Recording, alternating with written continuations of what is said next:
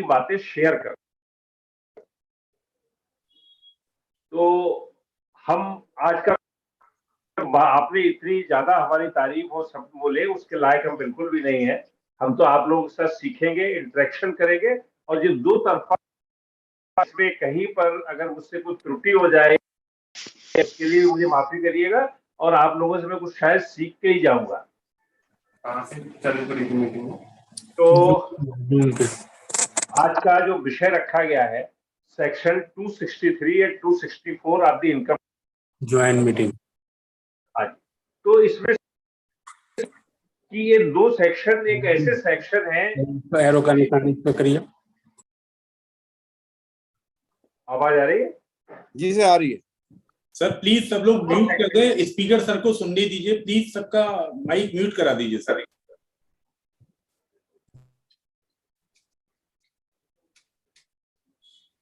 Yes sir, yes sir. तो मैं इस विषय को रख रहा था कि आज जैसा 263 और 264 एक ऐसे सेक्शंस हैं दोनों। बस बढ़िया, मैंने कहा याद कर लिया। आज उनका लेजर आ गया था सामने, पाम इन्फोटेक करके जो थी फर्म। ठीक है, तो सेक्शन एक ऐसा सेक्शन है जिसमें कि केस खत्म होने के बाद भी केस खत्म नहीं होता है, ओपन की संभावना बनी रहती है। आपका केस कंप्लीट हो गया, आप समझ रहे हैं कि आपका 143 में केस कंप्लीट, लेकिन केस कंप्लीट होने के बाद भी संभावनाएं हैं कि 2 साल ओपन हो जाए। सबसे पहले तो एक किसका ऑर्डर रिवीजन हो सकता है, यहाँ पे 143 नहीं हो सकता है, सिर्फ यहाँ पे 143(3) के सेक्शन में जो स्क्रूटनी वो 263 केस में रीओपन हो सकते हैं। कौन ओपन कर सकता है? कमिश्नर ऑफ इनकम टैक्स कर सकता है, principal commissioner of income tax कर सकता है, इनकम टैक्स कर सकता है, principal commissioner of income tax कर सकता है। इन चारों लोगों के पास अथॉरिटी है कि यह केस को रीओपन कर। अब ये रीओपन कब कर सकता है और क्यों कब कर सकता है? जब भी आपका जो ऑर्डर 143(3) का उसके फाइनेंशियल 2 साल बाद तक, अगर आपका 2020 फाइनेंशियल ईयर 2019-20 में कोई ऑर्डर पास हुआ तो वो 31 मार्च 22 263 में रीओपन हो सकता है। आपके 2 साल का समय है 263 में रीओपन। अब कब हो सकता है? यहां पे जो रिकॉर्ड्स आपको रिकॉर्ड अवेलेबल है उसको प्रिंसिपल कमिश्नर, चीफ कमिश्नर या कोई भी ये समझता है proceedings which has been passed by you which is erroneous, judicial to the interest of the revenue, income has been under assessed, losses has been over assessed at the lower rate, excess loss deduction allowances and relief have been allowed to the assessee. अब यहाँ पे क्या है, उसको अगर लगता है कि यो ने जो ऑर्डर, असेसिंग अफसर ने जो ऑर्डर वो रेवेन्यू के अगेंस्ट में है किया गया। पहले क्या होता था, 5 साल पहले तक जाए, 15-16 तो क्या होता था, वहां पर अगर कोई चीज भी असेसमेंट के समय डिस्कस हो गई है तो केस 263 में रीओपन नहीं हो सकता। फाइल पे एक जवाब लिख दिया, यहां पर अवेलेबल है या किसी भी अवेलेबल है, अगर कोई भी 263 में रीओपन नहीं हो सकता है। लेकिन अब परिस्थिति बदली हुई। आज की डेट में कमिश्नर, प्रिंसिपल चीफ कमिश्नर को अगर किसी को भी लगता है कि इंक्वायरी इनएडिक्वेट है, अगर इस रिकॉर्ड में अवेलेबल है, लेकिन अगर इंटरेस्ट पे सही इंक्वायरी नहीं हुई, सही इंक्वायरी नहीं करी या को नहीं माना तो भी केस रीओपन हो सकता है। इनएडिक्वेट इंक्वायरी के लिए तो उसके बाद अनलिमिटेड। सर सुनीता बोल रही हूँ। सर्वेश सर जी, आपके वॉइस ना बहुत ब्रेक कर रही है। आवाज नहीं आ रही है? हाँ जी, ब्रेक होके आ रही है काफी, मतलब आधे वर्ड सुनाई दे रहे हैं, आधे नहीं। एक सेकेंड।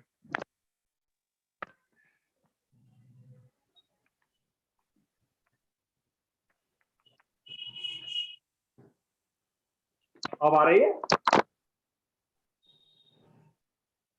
ठीक है सर, ठीक है, बिल्कुल ठीक है, चलिए ठीक है, आ रही है सर।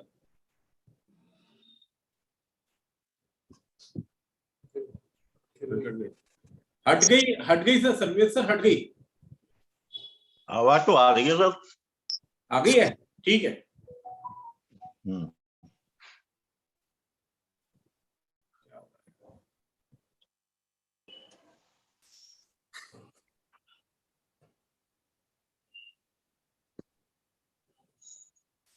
साउंड प्रॉब्लम हम ये सभी लोग कह रहे हैं।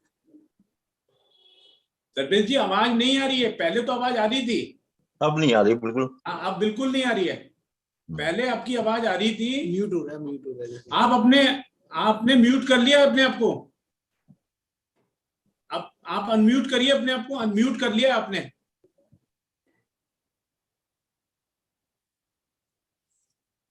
ठीक है, हो रहा है।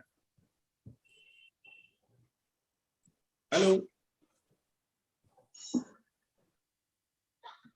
वाजपेयी जी, आपने अपने आप को।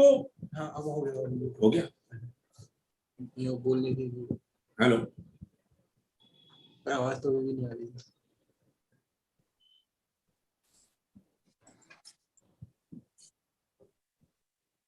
सर्वेश सर बोलिए, आपका अब तो अनम्यूट दिखाई दे रहा है माइक्रोफोन। हाँ म्यूट, माइक्रोफोन तो अनम्यूट दिखाई दे रहा है, अब आप बोलिए। सर्वेश आपकी आवाज नहीं आ रही है तो आपका माइक्रोफोन काम नहीं कर रहा है जो आपने अटैच किया है।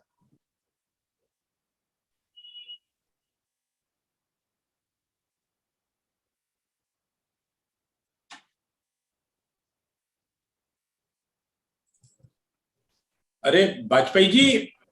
अब आई आवाज? हाँ अब आ रही है। आ रही है, ठीक है, ठीक, चलिए। अब आ रही है, पहले नहीं आ रही थी। चलिए अब आ रही है, चलिए ठीक है। ओके, मैं कंटिन्यू करें? जी से कंटिन्यू करें। अच्छा ठीक है सर। हाँ, तो मैंने आपको 263 के बताया था। पहले और आज के में जो डिफरेंस हो गया है, पहले अगर कोई भी पेपर हमने फाइल पे प्रोड्यूस कर दिया है तो उस केसेस में 263 नहीं इनिशिएट हो सकता था। आज की डेट में स्टेटस ये है कि अगर commissioner of income tax, principal commissioner income tax, chief commissioner और प्रिंसिपल चीफ कमिश्नर को ऐसा लगता है कि इंक्वायरी सफिशिएंट नहीं हुई है तो वो 263 के केस में रीओपन कर सकता है। यानी कि उसको इतनी वाइड पावर दे दी गई कि अब वो कोई भी केस आपका जो स्क्रूटनी में हुआ है उसको रीओपन किया जा सकता है।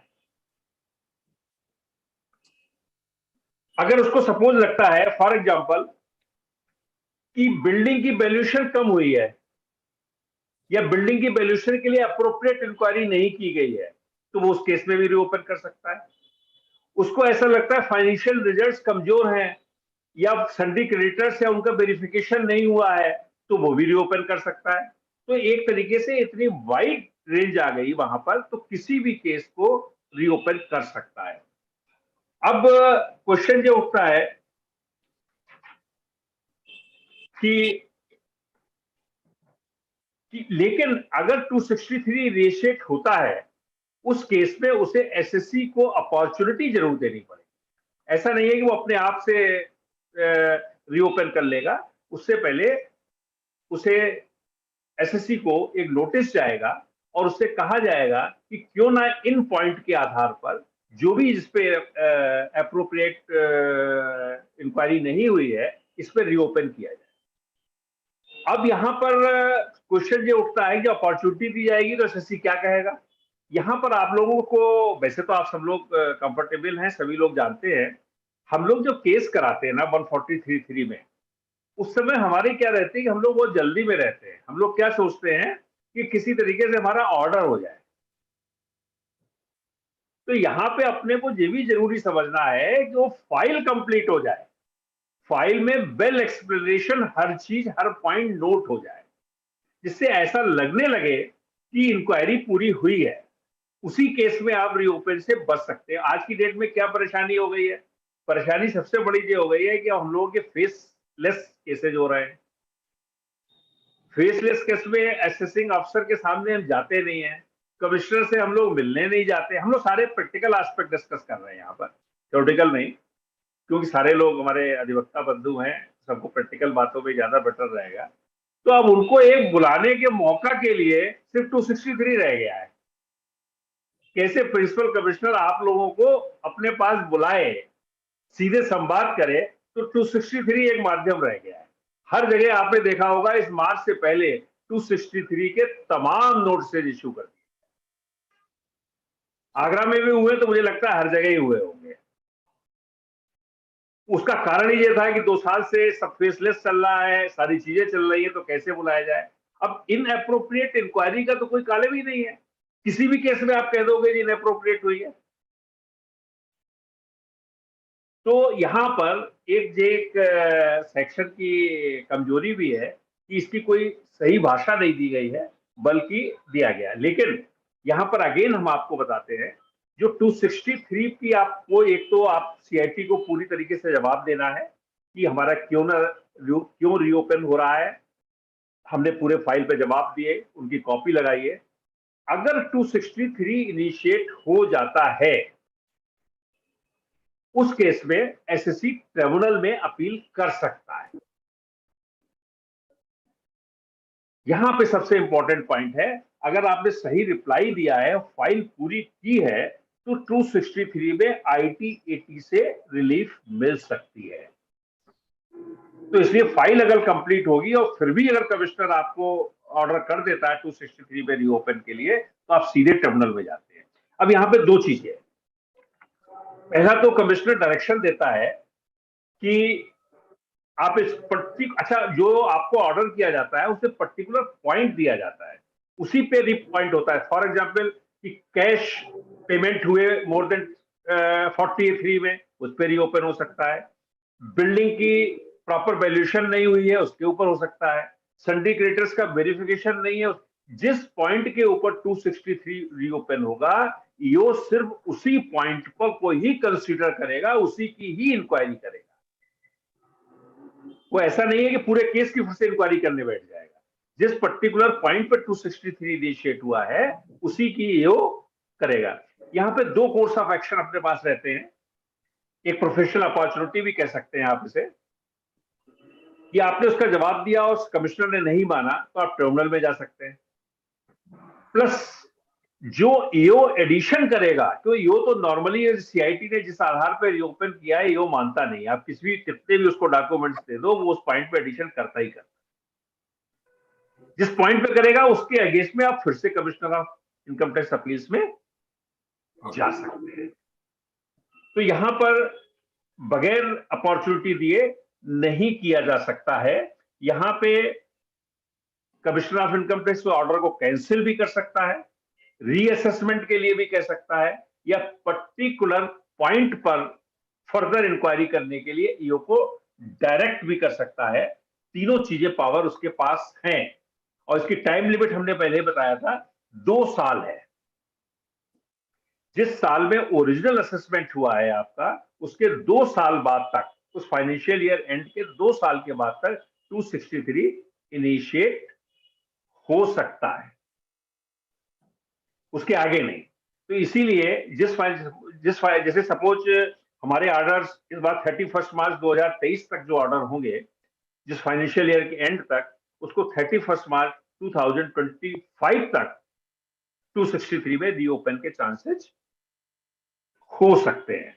तो इसलिए यहां पर सारे अपने प्रोफेशनल बंधुओं से यही रिक्वेस्ट है कि जो भी केस कराएं, चाहे वो फेसलेस हो रहे हैं या फिर अगर आप कोई डिमांड करते हैं तो फाइल पर वो अगर कोई क्वेरी या इंक्वायरी नहीं भी करता है तो अपनी तरफ से उस फाइल को पूरी करते हुए सारी चीजों को कंप्लीट कर दे, ताकि 263 की गुंजाइश ना रह जाए, क्योंकि फेसलेस के बाद 263 की गुंजाइश और ज्यादा बढ़ गई,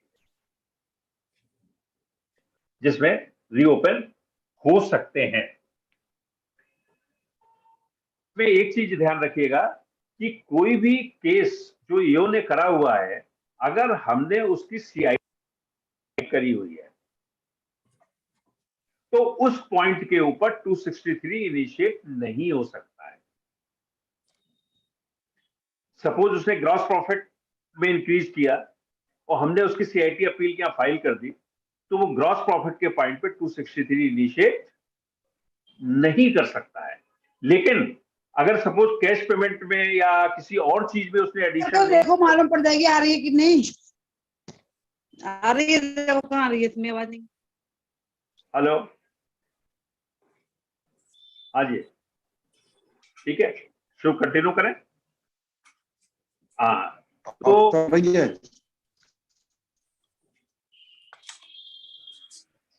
ओम स्वरूप गुप्ता जी अपना फोन म्यूट कर लीजिए।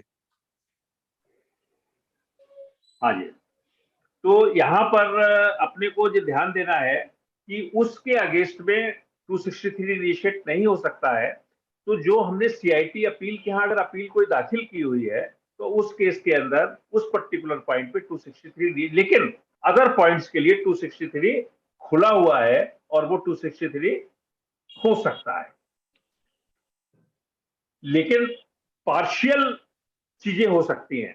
सपोज एक पर्टिकुलर 50% अपील के लिए हमने गए हुए हैं और पॉइंट्स बाकी हैं, तो उस केस में साथ सिमुलटेनियसली सीआईटी अपील्स भी चलती रहेगी। अच्छा, रिकॉर्ड क्या चीज है? This is available in the file और information available in the file. जो रिकॉर्ड आपका अवेलेबल है फाइल के अंदर, उसी आधार पर हो सकता है। जो रिकॉर्ड वहां पर अवेलेबल नहीं है उसके खिलाफ। लेकिन यहां पे एक दूसरी चीज बहुत मजेदार है कि सपोज आपने संडी क्रेडिटर्स के वेरिफिकेशन मांगे, ईओ ने इशू किया कि संडी क्रेडिटर्स या अनसिक्योर्ड लोन या किसी के वेरिफिक या बैंक लोन के लिए कंफर्मेशन बैंक को डायरेक्ट भेजिए, लेकिन particularly date of assessment order वो चीज अवेलेबल नहीं होती है। ईओ केस कर देता है, लेकिन बाद में वो लेटर आ जाता है, उस केस में भी 263 लगता है। ऐसा नहीं है कि वहां पर्टिकुलर डेट पे कोई चीज नहीं आई है, ऑर्डर हो गया है, तो उस केस में 263 की संभावना उसके बाद भी 2 साल के बाद तक भी रहती है। कंसेप्ट क्लियर हो रहे हैं? कुछ इसमें बढ़ाना घटाना है? अगर आप लोगों को कंफ्यूजन हो रहा हो तो आप लोग बीच में भी क्वेश्चन पूछ सकते हैं। आई थिंक कि आपको कोई प्रॉब्लम नहीं। सर्वेसर क्वेश्चन बाद में पूछेगा, अभी कोई नहीं बोलेगा बीच में। ठीक है, ठीक है, चलिए। तो मेरा कहने का मतलब है कि यहाँ पर जो अवेलेबिलिटी है, यहाँ पर आपको अपनी फाइल को कंप्लीट करते हुए कोई भी, जैसे सपोज वैल्यूएशन रिपोर्ट है, आपने एक फैक्ट्री बनाई और फैक्ट्री बनाने के लिए वैल्यूएशन सेल को रेफर कर दिया गया। जो फैक्ट्री वैल्यूएशन सेल को रेफर किया गया, वो valuation report at the time of the assessment order, वो वैल्यूएशन रिपोर्ट थी नहीं या आई नहीं।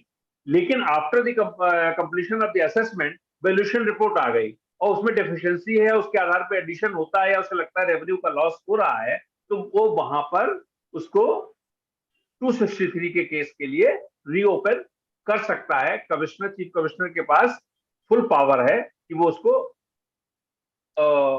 ओपन करे, केस को रीओपन के लिए। लेकिन बिफोर इशू द 263 उसको अपॉर्चुनिटी देनी होगी। अपॉर्चुनिटी के बाद ही वो कुछ चीजें कर सकता है।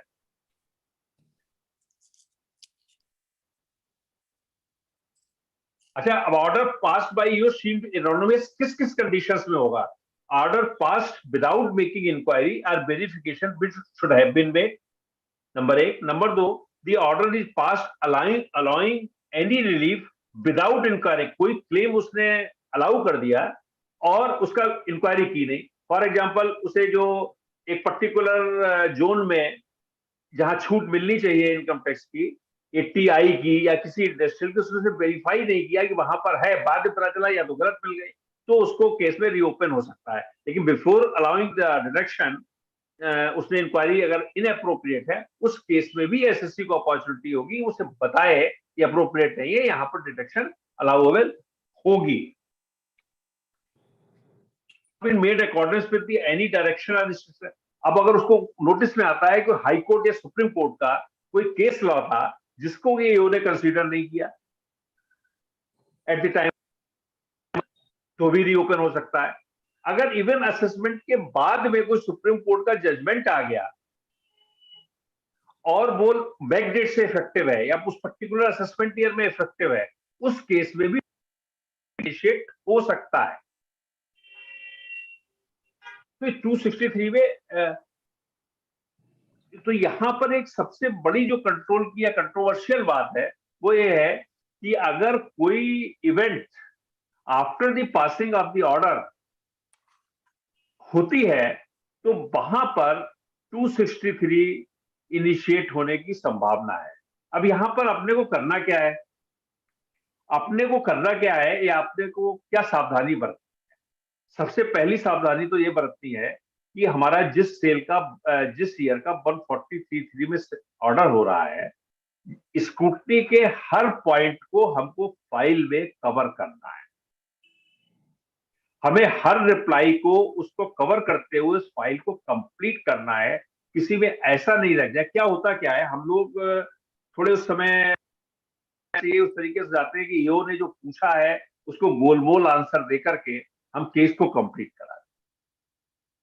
फॉर एग्जांपल, उसने पूछा कि please provide the confirmation of the unsecured loan. अब हमने क्या किया, हमने अपने मन से 2 लाख के ऊपर की अनसिक्योर्ड लोन की कंफर्मेशन ली और फाइल कर दी, और उससे कहा कि 2 लाख से नीचे की बहुत कम है, हमें अब वो यहाँ पे वो अगर कमिश्नर चाहेगा तो इसको इनअप्रोप्रिएट इंक्वायरी मान करके आपके सारे अनसिक्योर्ड लोन के लिए रीओपन कर सकता है। दूसरा एग्जांपल, हमारे पास आपको पता है हाई कोर्ट सुप्रीम कोर्ट के बहुत से केस डिसीजन है कि प्राइवेट लिमिटेड कंपनी के केसेज में अगर हमारी बैलेंस शीट से या थर्ड पार्टी से अगर हमारे बैलेंसेस कंफर्म होते हैं और हमारे पास कंफर्मेशन नहीं है तो भी हमें अलाउ होना चाहिए। अब यहाँ पे क्या होता है, यहाँ पे हम लोग लिख के दे देते हैं कि ये प्राइवेट लिमिटेड है और उसकी बैलेंस शीट की कॉपी लगा देते हैं। ये वेरीफाई नहीं करते कि रजिस्ट्रार ऑफ कंपनीज के यहाँ या एमसीए की साइट पर वो बैलेंस दिख रहा है या नहीं दिख रहा है। बाद में प्रिंसिपल कमिश्नर को जो पता चला कि साइट पर जो बैलेंस दिख ही नहीं रहा है, बस वो भी 263 के लिए अप्रोप्रिएट केस बन जाता है। ये बहुत छोटी छोटी चीजें हैं जिसको कि हम लोग रिप्लाई देते समय इस चीज पे बहुत ध्यान दे ले या केस लॉ को कवर्ड कर ले, ताकि 263 के जब हमारे पास नोटिस आएंगे कमिश्नर के यहाँ से तब हमें परेशानी नहीं होगी और हम उस चीज को केस को डील कर सकते हैं। तो 263 अपने आप में एक बहुत वाइड सेक्शन है और इस पे केस लॉ भी बहुत है, और फेसलेस होने के बाद में 263 में केसेस फर्दर नोट से जाने की संभावना भी बहुत है। लेकिन इसके साथ साथ में ये भी हम कह सकते हैं कि ये हम लोगों के लिए एक प्रोफेशनल अपॉर्चुनिटी भी है। तो बेटर है कि हम इसको प्रोफेशनल अपॉर्चुनिटी के रूप में ज्यादा लें, और प्रोफेशनल अपॉर्चुनिटी के रूप में लेते हुए फाइलों को कंप्लीट और यहाँ पे नॉलेज और सेक्शन के द्वारा हम उस केस को जीत सकते हैं। ऐसे बहुत से केसेस हो रहे हैं कि जहां पर उन्होंने 263 इनिशिएट कर दिया, ईओ ने एडिशन भी कर दिया, एडिशन करने के बाद ट्रिब्यूनल से जजमेंट आया कि वो 263 गलत हुआ था, तो उस आधार पे सारे एडिशन उसके छूट गए। तो मुझे लगता है सिर्फ यहाँ पे 263 में ध्यान देने की जरूरत है। दूसरे भी 143(1) के ऑर्डर में अगेंस्ट में नहीं हो सकता है, 143(3) के ही ऑर्डर में 263 इनिशिएट हो सकता है। आई थिंक 263 में हो गया। इसके बाद आपको थोड़ा 264 बताएंगे और 264 के बाद दोनों में क्या फर्क है ये भी बताएंगे आपको। अब सेक्शन 264 कहां आता है? 263 तो आपने बताया के अगेंस्ट में हो सकता है। अब यहाँ पर 264 एसएससी के ऊपर भी बात आ जाती है। Commissioner of income tax, principal commissioner of income tax, chief commissioner of income tax, principal chief commissioner may either on his own motion or an application made by the SSC call and examine the record of any proceeding in which an order other than 263 has been passed by the EO, and CIT, PCIT, CCIT, PCCIT may pass such revision order under section 263 as he deemed fit. If assessing officer framed an scrutiny assessment under section 143(3) of the Act, then petitioner can challenge the said order before the commissioner by filing revision application under section 264 of the Act. यहां पे क्या रहता है, आप free का कोई order मिला,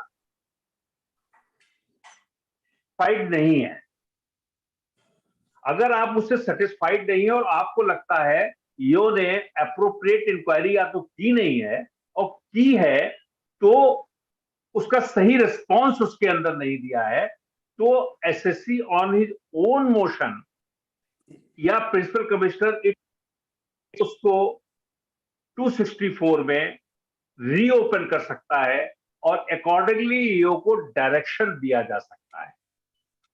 अब 263(4) किन के लिए मूव होगा? आपने commissioner of income tax appeals के यहाँ किसी ग्राउंड पर अपील कर दी है तो उस ग्राउंड पे आप 264 में नहीं जा सकते। एक अफसर का ऑर्डर आया, आपने उसको ग्राउंड ऑफ अपील लिया, ग्राउंड ऑफ अपील करने के बाद में आपने सीआईटी अपील की अपील फाइल कर दी, उस केस में नहीं कर सकते हैं। 264 का टाइम फ्रेम क्या है? ऑर्डर पास होने के 1 साल के अंदर,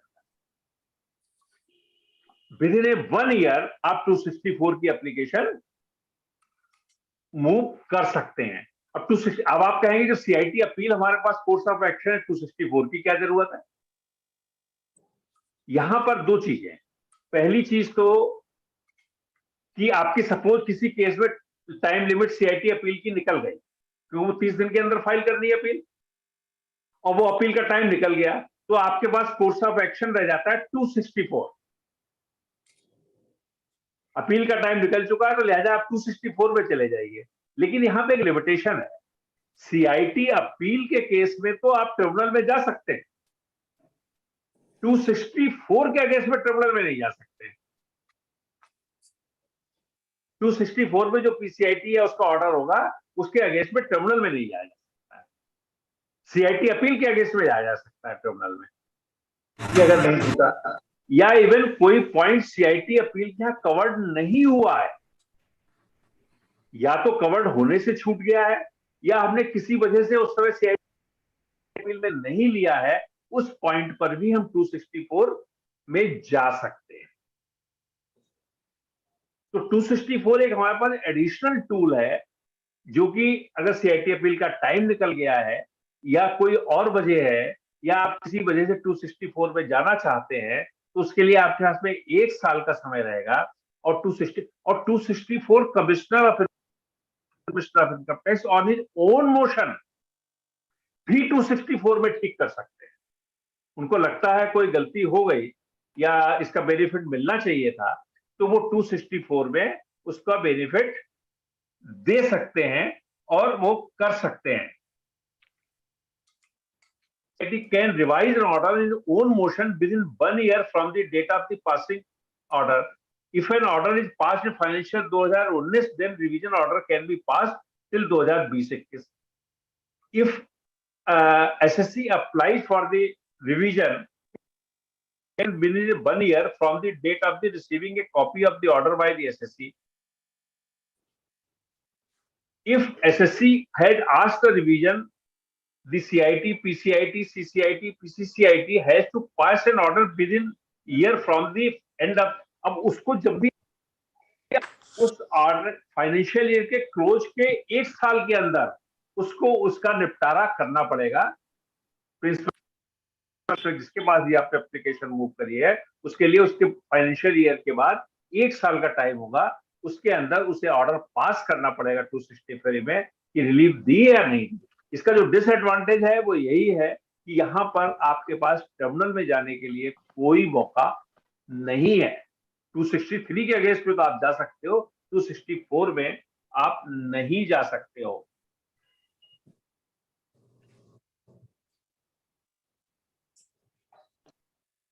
prejudicial to the interest of the SEC cannot be passed under, ऐसा कोई से कमिश्नर नहीं पास कर सकता है जो एसएससी के against.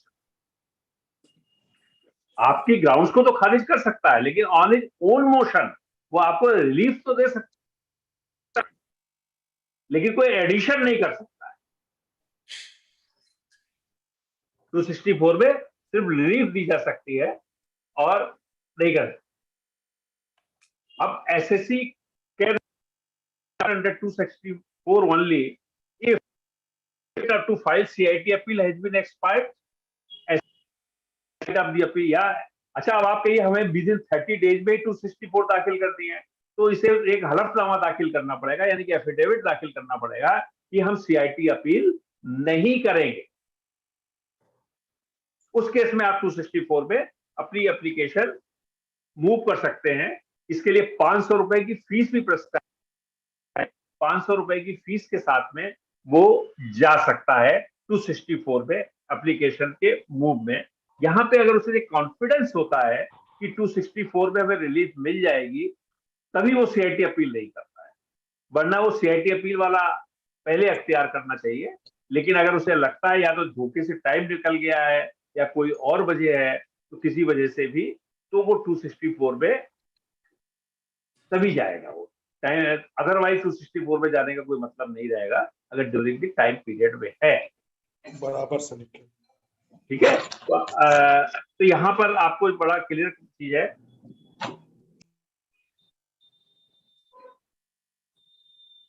SSC cannot claim the right of the revision in respect of the earlier year a base of the terminal from a subsequent year, जिसके केस लॉ भी हैं कि रिवीजन का क्लेम इसलिए कि ट्रिब्यूनल में कोई ऑर्डर आ गया है इसलिए आप जाना चाहते हो, तो उसके लिए ऐसा नहीं है। उसके लिए फैक्ट्स के आधार पर ही उसे 264 की एप्लीकेशन मूव करनी पड़ेगी।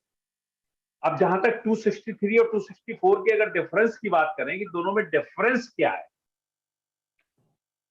263 under section 263 commissioner of income tax, principal commissioner of income tax, chief commissioner of income tax, principal can call for examine the record of any proceeding in which order has been passed by the EO which is erroneous, prejudicial to the interest of the revenue। ऐसे 263 में उस record के आधार पर commissioner आपको notice देगा with in 2 year और उसके बाद में आपको रीओपन करेगा। लेकिन यहां पर सेक्शन 263 में CIT, PCIT, CCIT, PCCIT may either on his own motion or an application made by the SSC call and examine the record of any proceeding in which an order other than referred under section 263 has been passed by the EO, and CIT, PCIT, CCIT, PCCIT may pass such revisional order under section 264 में deem fit। 264 में commissioner अपने own motion से भी या with in 1 year SSC की application पर move कर सकता है, और 263 में जो भी ऑर्डर पास होगा वहां SSC को रिलीफ मिलेगी और 263 रेवेन्यू के फेवर में होगा हमेशा। टाइम लिमिट में भी फर्क है, 263 में 2 साल का टाइम है और SSC के पास में 1 साल। यहां पर भी गवर्नमेंट ने अपनी चीज फेवर में रखी है कि अपने लिए उसने 2 साल का टाइम रखा है और SSC को सिर्फ 1 साल का टाइम दिया है। यहां पर भी दोनों चीजों में डिफरेंसेस हैं। और सेकेंड जो डिफरेंस है, 263 के केस में हम ITAT में अपील कर सकते हैं और 264 में हम अपील नहीं कर सकते हैं।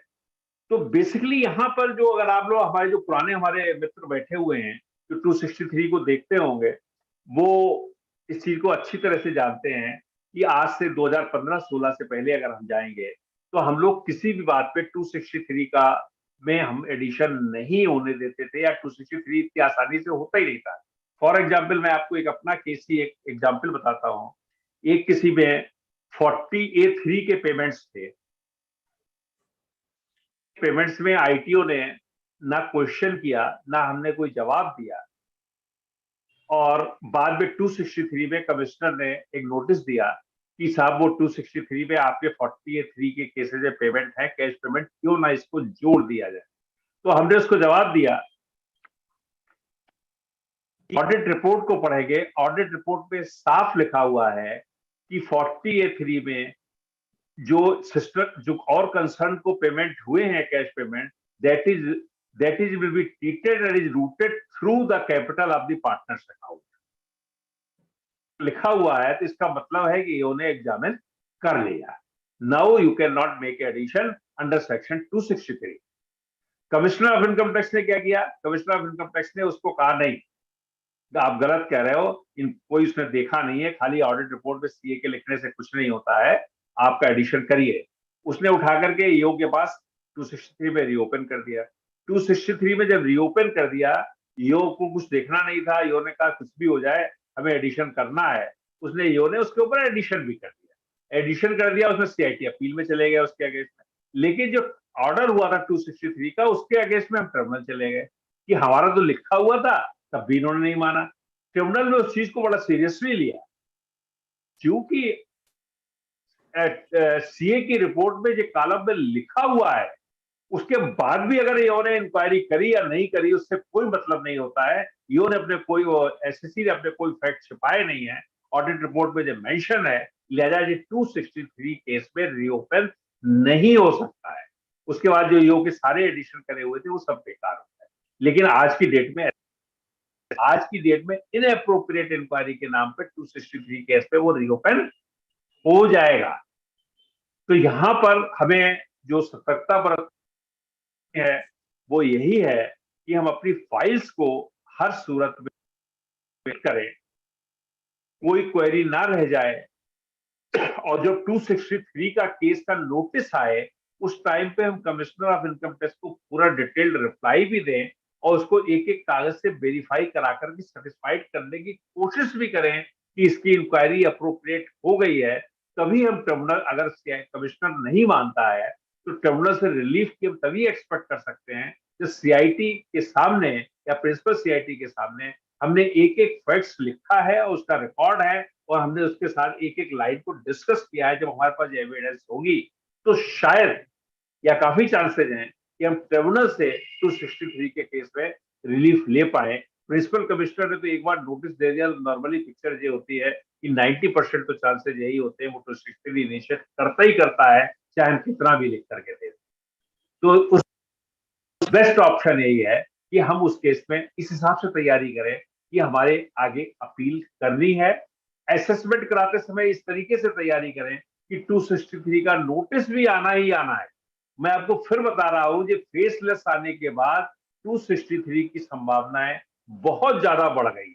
तो इस साल मार्च में मुझे देखने को मिला कि 263 के केसेस काफी मात्रा में इशू किए गए हैं। आगरा तो में भी किए गए, लेकिन आगरा के अलावा मुझे लगता है कि बहुत जगह 263 के केसेस खूब इशू हुए हैं, जिससे फेसलेस का ही एक कारण है, मुझे ऐसा लगता है। अब मैं कुछ और बताऊंगा, उससे पहले मैं चाहता हूं कि एक बार आप लोग थोड़ा इससे संबंधित जो अभी बोला है, कोई दिमाग में अगर क्वेरी आ रही हो उसको हम लोग डिस्कस कर ले तो जो और ज्यादा बेटर दे रहे। ओम स्वरूप गुप्ता जी, कोई सवाल हो इस संबंध में 263 के संबंधित में आपका इनकम टैक्स में? अपने को अनम्यूट कर ले सर। ओम स्वरूप गुप्ता जी। राजकुमार जी, कोई आपका सवाल हो? राजकुमार रावत साहब? कोई नहीं सर। सुनील पाल कानपुर, सुनील पाल कानपुर जी। वेद प्रकाश वर्मा जी, कोई सवाल नहीं। राजेंद्र गुप्ता भाई साहब, कोई सवाल नहीं 263 बारे में। दीपक जी, आप तो खैर मास्टर, आपसे सवाल पूछना बेकार है। मैं सर एक किसी ने चैट पर लिखा है 264 के ऑर्डर के अगेंस्ट में एक्सपार्टी हो सकता है, नहीं वो जरा बता दीजिएगा सर। देखिए 263(4) के अगेंस्ट में एक्सपार्टी का सवाल तो ये है, एक्सपार्टी उसी केस में हो सकता है कि एसएससी ने एप्लीकेशन दी, एप्लीकेशन फाइल करी, एप्लीकेशन फाइल करने के बाद जब डेट फिक्सेशन हुआ और डेट फिक्सेशन के समय उसने अपीयर नहीं हुआ, तो उसके लिए एक अपॉर्चुनिटी के बाद, क्योंकि विद इन 1 ईयर उसे ऑर्डर भी पास करना होता है, उसकी भी एक टाइम लिमिट है, तो उस केस में सीआईटी एक्स पार्टी कर सकता है। लिहाजा अगर आपने 264 में एप्लीकेशन दी है तो आपको जो फर्दर जो डेट फिक्स होगी उस डेट फिक्स के ऊपर आपको अपीयर भी होना है और उसका जवाब रिलीफ मिलना चाहिए। तो कई बार आदमी एप्लीकेशन दे देता है और उसके बाद अपीयर नहीं होता है वहां पर। डीके शर्मा जी, सिकंदराबाद, कोई आपका सवाल हो? सर मैं साहिबाबाद से बोल रहा हूँ। कहाँ से जी? साहिबाबाद। अच्छा, साहिबाबाद से। हाँ जी। सवाल है सर। सर आपने बताया कि जैसे इसकी हियरिंग जो होगी वो मैनुअली जाके करानी पड़ेगी, तो कभी सर्कमस्टेंसेस ऐसे आ गए कि हमें मान लो ऑनलाइन की भी कोई प्रक्रिया आ सकती है इसमें, तो इसके बारे में कुछ बताएं कि भाई ऑनलाइन भी है कोई प्रक्रिया या सिर्फ मैनुअली इसकी हियरिंग हो सकती है? इसकी जो अभी आज की डेट में जो है वो 263 और 264 की हेयरिंग मैनुअली है, ये फेसलेस नहीं है। फेसलेस नहीं है। उस केस में आप अपने एडवोकेट को, सीए को, किसी को भी पावर ऑफ अटॉर्नी दे सकते हैं। एसएससी खुद भी अपीयर हो सकता है या वो किसी वकील, सीए या इसके माध्यम से भी वहां पे अपीयर हो सकता है, लेकिन इसकी ऑनलाइन प्रोविजन नहीं है। आज की डेट में जो फेसलेस के अलावा केसेस रह गए हैं वो एक तो इन्वेस्टिगेशन विंग रह गया है, एक सेंट्रल सर्किल रह गया है, या 263 या 264 के केसेस के रह गए, या सेंट्रल सर्किल का ही कमिश्नर अपील्स भी फिजिकल। इसके अलावा सारी चीजें आज की डेट में फेसलेस है। तो इनके सिवाय 263, 264 में कोई भी ऐसा प्रोविजन नहीं है। सर ये तो अच्छी बात है, 263 हमारे लिए। तो नहीं सर, उन्होंने सिखाया था कि झगड़ा ही कमाओ पूते वकील का। हाँ, नहीं, मैं आपको बता रहा हूँ 263 में आज की डेट में उनके पास पावर तो बहुत बढ़ गई है, लेकिन यहाँ पे सारे लोग प्रोफेशनल बैठे हुए हैं, इसलिए मैं ये बात कह रहा हूँ, ये एक प्रोफेशनल अपॉर्चुनिटी भी हो सकती है। प्रोफेशनल अपॉर्चुनिटी है, बहुत अच्छी बात है, हमें तो सर थैंक यू बोलना चाहिए गवर्नमेंट को। हाँ, तो एक प्रोफेशनल अपॉर्चुनिटी भी हो सकती है। सर एक क्वेश्चन और है कि इसमें अगर हम एडजॉर्नमेंट लेते हैं तो कोई एडजॉर्नमेंट लेने की कोई मतलब बाउंडेशन है, स्पेसिफिक प्रक्रिया है? एडजॉर्नमेंट तो आपको मिल सकता है, एडजॉर्नमेंट आप मांग सकते हैं, एडजॉर्नमेंट का अधिकार तो सबके पास रहता ही है और वो देते भी हैं। लेकिन इसमें प्रॉब्लम क्या आती है, जो इस साल हम लोगों ने फेस करी, खासतौर से आगरा में, और जगह मुझे मालूम नहीं है, कि वो उन्होंने नोटिस ही दिए 24-25 मार्च को और आखिरी डेट थी 31 मार्च। उसमें वो कितने दिन का एडजॉर्नमेंट देंगे और कब देंगे? एक यहाँ सबसे बड़ा एक जो आगरा में हमने इस साल नोटिस किया, 263 के सारे नोटिसेज 22, 24, 25 मार्च में आए और 31 मार्च उसकी लास्ट डेट थी। तो उसे कहते भी थे तो मुझे कहते थे अच्छा कल आ जाओ। तो वो अगर नोटिस प्रॉपर है तो एडजॉर्नमेंट की प्रक्रिया है, एडजॉर्नमेंट दिया जा सकता है। एडजॉर्नमेंट अगर वैलिड रीजन पे है, लेकिन अगर कोई वैलिड रीजन है तो आप एडजॉर्नमेंट जरूर लगाएं, और ताकि आपको ट्रिब्यूनल के अंदर उसका रिलीफ मिल सके। अब कोई बहुत वैलिड रीजन है, कोई ऐसा पेशेंट है या कुछ है, तो उसके डॉक्यूमेंट जरूर सबमिट करें और एडजॉर्नमेंट मांगे। भले वो दे नहीं पाएगा कि उसकी टाइम लिमिट है 31 मार्च, लेकिन वो आपको आगे उसमें रिलीफ, आपको कुछ मदद मिल सकती है।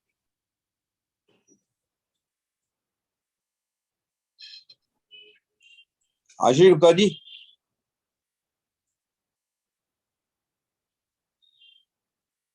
के गोयल साहब, के गोयल साहब, कोई सवाल आपका? क्षितिज शर्मा जी, मुरादाबाद। सर मेरा क्वेश्चन है। जी बोलिए। हाँ सर, मेरा क्वेश्चन ये है कि अगर असेसमेंट हमारा एक्सपार्टी होता है, देन वेदर वी, हम पता नहीं कि अभी नाम क्यों बोलता है। हाँ सर, अगर हमारा असेसमेंट ऑर्डर एक्सपार्टी होता है, सर नेम कर दीजिए, क्या शुभ नाम सर? सर मैं एच के अरोड़ा सहारनपुर से हूँ। अच्छा, नहीं आपका इसमें वो नहीं आ रहा ना। हाँ सर, मेरा ये क्वेश्चन है कि अगर एक्स पार्टी ऑर्डर असेसमेंट होता है, असेसमेंट ऑर्डर एक्स पार्टी होता है, तो 264 में मूव कर सकते हैं? बिल्कुल कर सकते हैं आप 263 वो, लेकिन यहाँ पे एक दिक्कत आती है 264 में। अगर आपके पास टाइम है तो प्रेफरेंस यही होता है सीआईटी अपील किया जाए, लेकिन किसी वजह से टाइम क्रॉस हो गया है, क्योंकि यहाँ पे दिक्कत ये, अगर प्रिंसिपल कमिश्नर ने आपकी बात नहीं मानी किसी वजह से, तो आप अपील में नहीं जा सकते ट्रिब्यूनल में। तो सर हाईकोर्ट जा सकते हैं? हाईकोर्ट जा सकते हैं? हाईकोर्ट तो कोई भी चीज जा सकता है, हाईकोर्ट इज सेपरेट थिंग। वहां तो लॉ का मैटर देखा जाता है, फैक्ट्स तो देखे नहीं जाते। हाई कोर्ट में तो लॉ के मैटर को सिर्फ एंटरटेन किया जाता है। तो अगर लॉ का कोई पॉइंट होगा तभी मेंटेन होगा, फैक्ट्स के आधार पे तो आपको ट्रिब्यूनल में ही जाना पड़ेगा। तो अगर कोई लॉ का पॉइंट आप सिद्ध करते हैं, इस लॉ का पॉइंट ऐसा तो हाई कोर्ट में जाना ठीक है। अगर फैक्ट्स के आधार पे तो हाई कोर्ट उसे कंसीडर करेगा नहीं।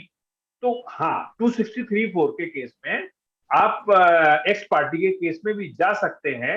और अगर सीआईटी को ऐसा लगता है कि इसकी इंक्वायरी के लिए या कोई वैलिड रीजन था जिसकी वजह से एक्स पार्टी हुआ है, उस केस में उसे 1 साल का टाइम और दिया जा सकता है। 1 साल का टाइम उसे और मिल जाएगा और प्रिंसिपल कमिश्नर से डायरेक्शन दे देगा इस असेसमेंट को 263 में फर्दर इंक्वायरी करके करो। आप जाने के लिए स्वतंत्र हैं, लेकिन नॉर्मली आदमी पहले सीआईटी अपील क्या इसलिए जाता है कि ताकि अगर वो ना माने तो कम से कम तो रहे। हाँ, अगर आपके 30 दिन निकल गए सीआईटी अपील के, आप जा नहीं सकते हो, तो आपके पास भी और अपॉर्चुनिटी तरीका भी नहीं है सिवाय। तो सर बेटर ये कि डिले कंडोन करा लें उसको। कंडोन एक चीज है और वो डिपेंड करेगा कि कहां पर है। मैं तो यही कहूंगा इसमें कोर्ट में। हाँ, दूसरे केस में दूसरा तरीका भी एक है, अगर डिले हो गई फिर भी आपने डिले कंडोन के लिए सीआईटी अपील किया दिया, यहां सब्जेक्ट टू 264 1 साल के अंदर दिया जा सकता है कि हमारा साहब हमें लेट अपील फाइल हुई है, अगर वहां डिले कंडोन नहीं होता है तो आप इसको कंसीडर करेंगे। आप ये भी एक सब्जेक्टिव भी दे सकते हैं वहां पर, लेकिन उस केस में अगर 264 की हेयरिंग शुरू होगी तो उससे पहले आपको सीआईटी अपील का जो डिले कंडोन एप्लीकेशन है वो विड्रॉ करनी पड़ेगी, तब 264 की हेयरिंग। Thank you sir. Ravi Arora ji. Thank you sir. Ravi Arora भाई, कोई सवाल हो आपका? Thank you sir. तुलसियान साहब वाराणसी से, तुलसियान गोपाल वर्मा जी वाराणसी। नहीं सर, कोई क्वेश्चन नहीं है सर। थैंक यू सर, बहुत अच्छा वेबिनार रही है सर। ठीक सर, ठीक, थैंक यू। शैलजा मैडम, कोई आपका सवाल रह गया?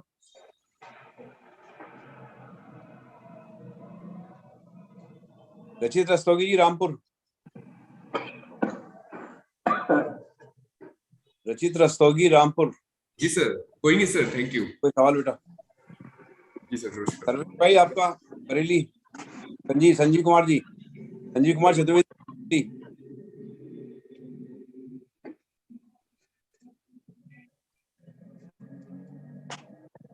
सुन भी रहे हैं, खाली अटेंडेंस लगा के बैठ गए पीछे। संजीव चतुर्वेदी जी। अनम्यूट कर दो जी सर। नहीं सर, कोई क्वेश्चन नहीं सर। कोई क्वेश्चन नहीं, समझ में आ गया पूरा 264? जी सर, थैंक यू सर, आ गया, बहुत अच्छा लगा डेली। चलिए, thank you very much. Sachan साहब, ये सचान जी।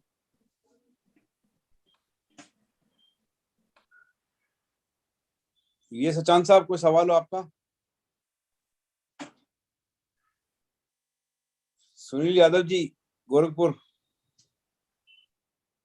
सुनील यादव जी। सुनील यादव जी प्रेजेंट है या खाली अटेंडेंस लगा के बैठ गए? अजय बोथरा जी, आपको कुछ सवाल हो इनकम टैक्स में? कैलकाटा, अजय बोथरा जी कैलकाटा। हाँ सर, एक्चुअली मैं बाहर था, अभी वापस जुड़ा हूँ। चलिए बताइए, आपका कोई सवाल आपने सुनाओ 263 के बारे में? कोई मीटिंग में कुछ सुना ही नहीं ना, क्वेश्चन पूछ नहीं सकता। अच्छा, क्वेश्चन नहीं कर सकते। चलिए फिर आप कल यूट्यूब देख लीजिएगा बाद में। हाँ सर, ओके सर। किसी का कोई सवाल नहीं बचा मेरे ख्याल से, आप आगे चलें। अब आपको जैसे 263 और 263(4) के बारे में तो हमने काफी डिस्कस किया यहाँ पर, लेकिन यहाँ पर इस 263 के संबंध में ही एक्चुअली 140 एक बहुत इंपॉर्टेंट पॉइंट जो मैंने शुरू में ही बताया था। 263 सिर्फ 143(3) के ऑर्डर के अगेंस्ट में हो सकता है और किसी ऑर्डर के अगेंस्ट में 263 इनिशिएट नहीं हो सकता है। कई बार गलती क्या हो जाती है कि जो लिमिटेड स्क्रूटनी आती है उसके केसेज में भी 263 इशू कर देते हैं नोटिस। यहां पर हम इस चीज को ध्यान रखना है, लिमिटेड स्क्रूटनी के केसेज में हमारा 263 सिर्फ उन्हीं पॉइंटों में हो सकता है जिस पॉइंट पर हमारा केस स्क्रूटनी में लिया गया था। उसके अलावा कोई पॉइंट पर हमारा 263 इनिशिएट नहीं हो सकता है। तो ये गलती कई बार सीआईटी भी कर रहे हैं, और नोटिस इस बार भी कुछ गलत इश्यू हुए कि लिमिटेड स्क्रूटनी का केस था और 263 इनिशिएट करते समय वो किसी दूसरे पॉइंट पर उन्होंने इश्यू कर दिया। तो यहाँ पर ये एक प्रोफेशनली हमको देखना पड़ेगा कि जो हमारा ऑर्डर अगर लिमिटेड रिव्यू, लिमिटेड स्क्रूटनी में हमारा केस सिलेक्ट हुआ है, तो किसी और पॉइंट के ऊपर हमारा 263 का नोटिस इश्यू नहीं हो सकता है। और सिमिलरली अगर कोई 143(1) में केस हुआ है, तो उसके केस में भी 263 ऑर्डर नहीं हो सकता है। तो यहां पर हमें 263 और 263(4) को ढंग से समझ के चलना है कि आज की डेट में डिपार्टमेंट ने मान के चल रहा है, हमारे पास इंस्ट्रूमेंट के बाद भी 2 साल तक का समय है, हम इसमें कभी भी केस को रीओपन कर सकते हैं। डिपार्टमेंट आज की डेट में जिस सोच करके बैठा हुआ है। अच्छा, अब चूंकि डायरेक्टली संवाद है नहीं करंट ईयर में एसएससी का और या कर अधिवक्ताओं का कमिश्नर के साथ में, तो कमिश्नर के पास में संवाद करने का एक यही सेक्शन एक जरिया बना हुआ है। इसी सेक्शन संवाद या अपने शहर में अपने को समायोजित करना चाहता है, तो इस सेक्शन का उपयोग भरपूर रूप से होने की संभावना है। तो मुझे लगता है कि इस आधार पर 263 और 264 में इसके अलावा कोई खास चीज और कहने के लिए है नहीं। अगर आप किसी और विषय पर डिस्कस करना चाहें तो मुझे बताएं, तो मैं उस विषय पे कुछ आपको बताऊं।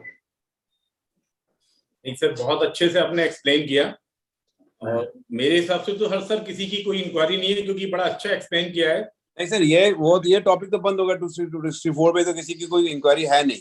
हाँ सर, यही टॉपिक था डिस्कशन का। बस वाजपेयी सर से ये कह रहा था कि सर सुनने में ये आ रहा है नहीं सर, 263 और 264 भी फेस लॉस होने वाला है शायद। इट इज वो अब देखिए जब तक नहीं होता है तब तक तो हम कुछ कहते नहीं। आज वो तो सही है, साल तो हम लोगों ने, आपको पता ही है, अपन लोगों ने मिलके करे ही है काफी केसेस। लेकिन अभी ये अमेंडमेंट आया है, कुछ लोग, कुछ प्रोफेशनल बात कर रहे थे कि ये भी फेसलेस हो जाएगा नेक्स्ट ईयर से। हो सकता है, होने को तो हर चीज की संभावना है कि हो सकता है। अब कुछ चीजों पर इवन कमिश्नर ये भी कोशिश कर रहे हैं कि अपीलेट वर्क को फेसलेस से खत्म किया जाए, ऐसी भी संभावनाएं चल रही है। अब वो क्या होगा ये तो आपको पता है, आज की डेट में मोदी गवर्नमेंट को कुछ है जो आप सोचते हो वो होता नहीं है, हो जाता है। तो इसलिए कुछ भी कह डेट में क्या होगा। बिल्कुल बिल्कुल। तो इसलिए अभी तो चल रहा है, तब तक हम लोग यही मान के चल रहे हैं कि होगा। मेरा सभी से रिक्वेस्ट है, जितने डेलीगेट्स बैठे हैं, किसी का कोई और सवाल हो किसी भी टॉपिक पे इनकम टैक्स से संबंधित, किसी को कोई क्वेरी हो, कोई सवाल किसी जब बात को पूछना चाह रहे हो किसी भी टॉपिक से संबंधित, किसी भी सेक्शन से संबंधित, तो आप अभी पूछ सकते हैं अपने आप को अनम्यूट करके।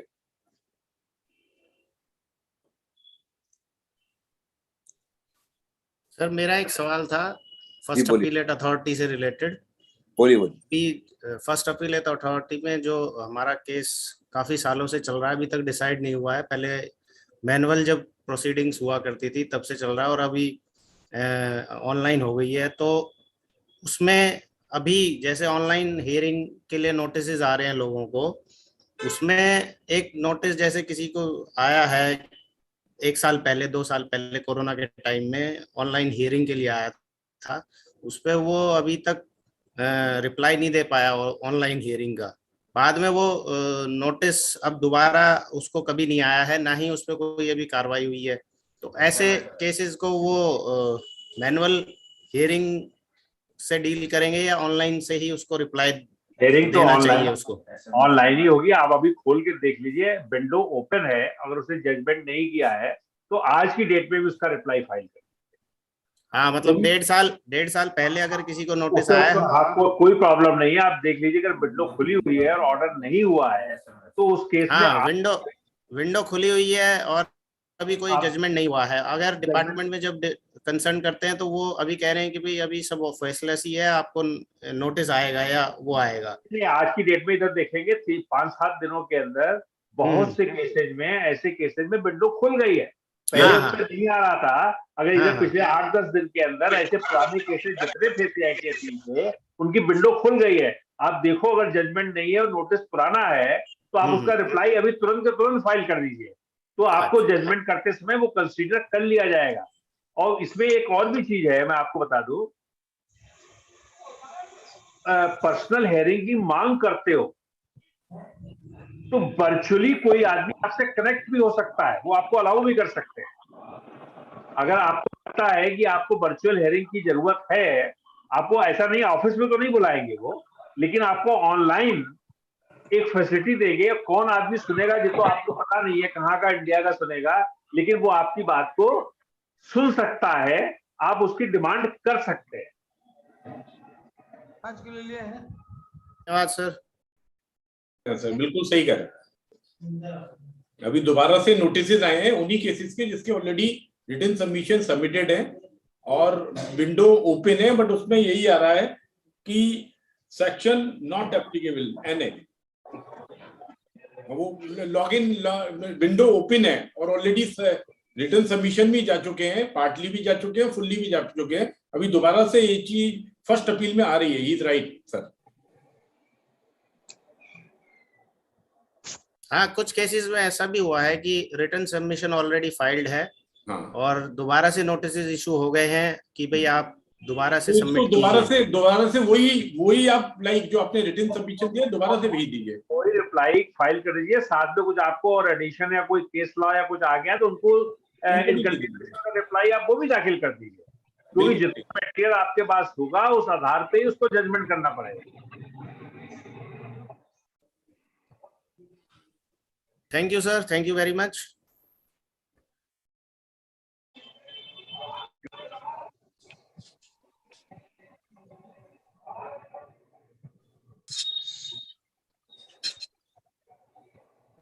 और किसी भाई को सवाल हो?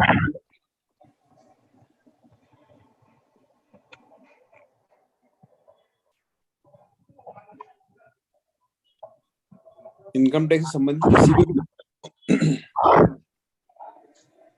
जी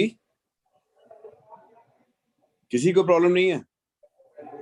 नहीं सर, सबकी क्वेरीज पूरी हो गई, बहुत अच्छे से एक्सप्लेन किया है वाजपेयी सर ने, बड़ा डीप और एक एक पॉइंट को डिस्कस किया है। एक बहुत अच्छा पॉइंट अभी जो बताया था 143 वाला सर, उसको लोगों में बड़ा कंफ्यूजन था, वो आपने बड़ा अच्छा क्लियर किया है। नहीं, पर्पस में जाएंगे। ये टॉपिक तो हो गया, टू सिक्सटी में किसी क्वेरी नहीं है सर एक क्वेरी है मेरी। हेलो, हाँ बताइए। है सर, इस समय जो किसी का लेट फीस का चालान वगैरह जमा करना है तो बहुत सारी, पहले ऑप्शन बहुत सारे आते बैंकों के आते थे, अब वो ऑप्शन में ब्लॉक कर दिए हैं। ये PNB का था, BOB का था, तो लेट फीस जमा करनी है तो सर कैसे जमा करेंगे वो? नहीं, अब ब्लॉक तो नहीं किया बजट। टेक्निकली तो आपकी जितनी भी बैंकें कंप्यूटराइज्ड है, तो सभी ब्रांचेस कंप्यूटराइज्ड है, हर एक को चालान लेना चाहिए। हाँ, लेकिन अगर ऑनलाइन देखेंगे, अगर आप ऑनलाइन जमा करना चाहते हैं, ऑनलाइन के केसेस में कुछ बैंकों के नाम नहीं आ रहे हैं, जिसे कोटक महिंद्रा बैंक का नहीं आता है, लेकिन ऐसे केसेस में अगर फिजिकल चालान लेके जाएंगे, वो बैंकें भी आपको व्यवस्था कर रही है और उसको पेड करके आपको दे रही है।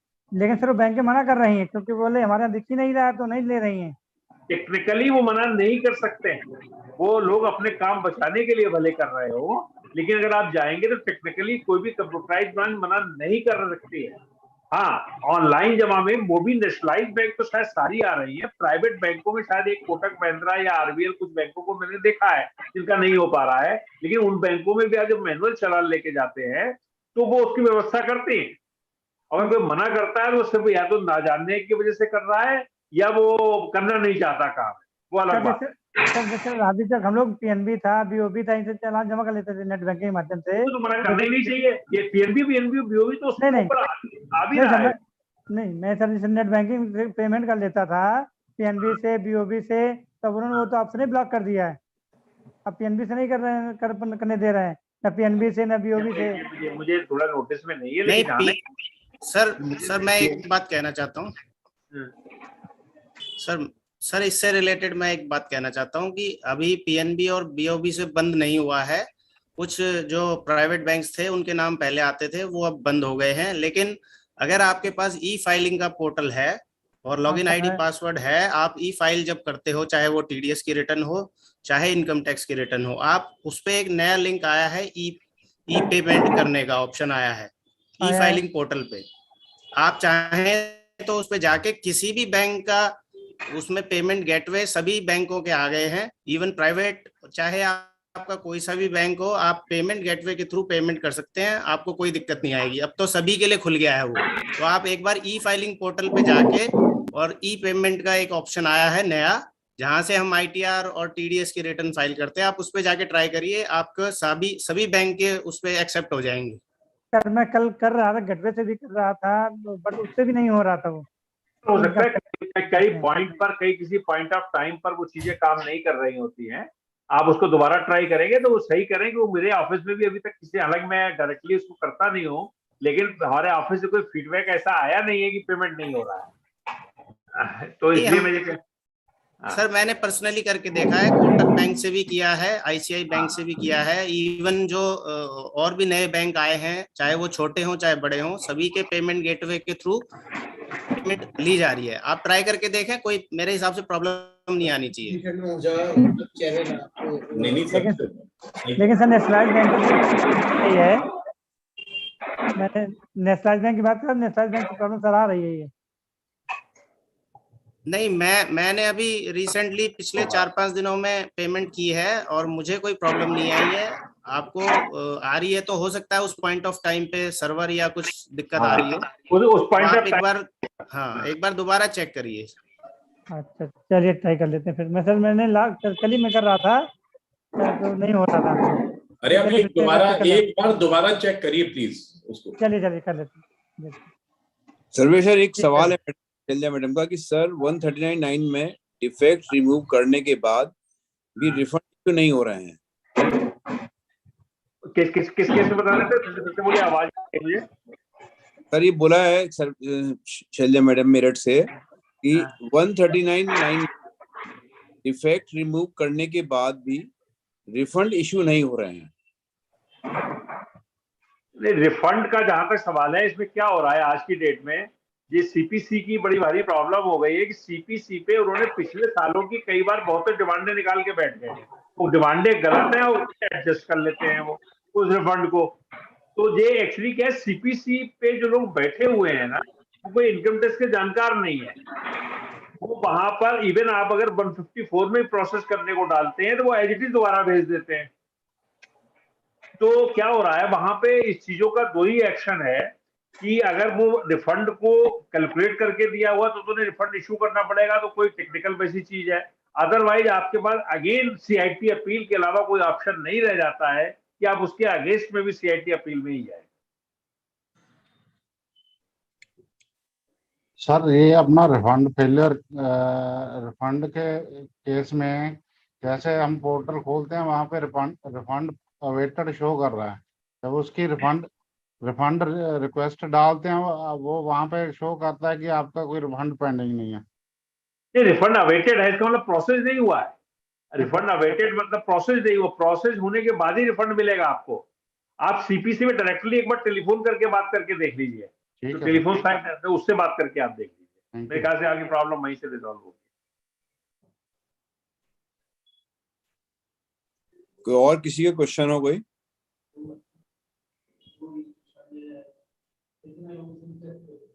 नहीं है सर?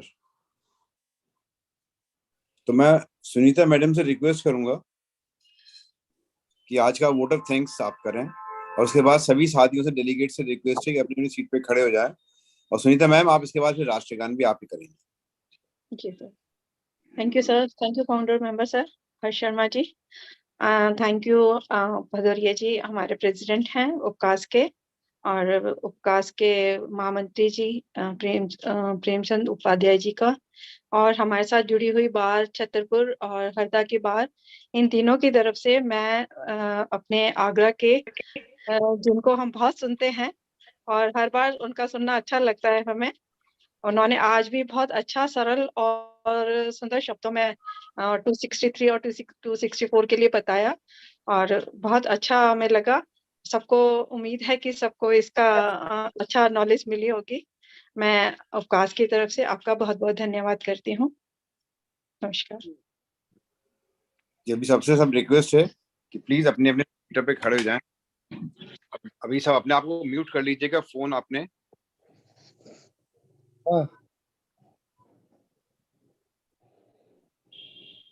जन गण मन अधिनायक जय हे भारत भाग्य विधाता पंजाब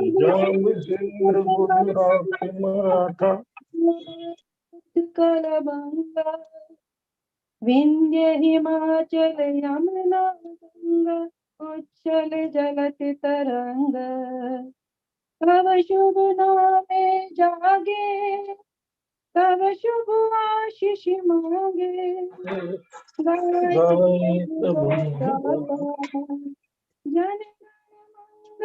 भारत जय हे भारत भाग्य विधाता जय जय जय जय जय जय जय भारत माता की जय जय हो जय हो। भारत माता की जय भारत माता की जय जय वंदे वंदे मातरम। Thank you everyone.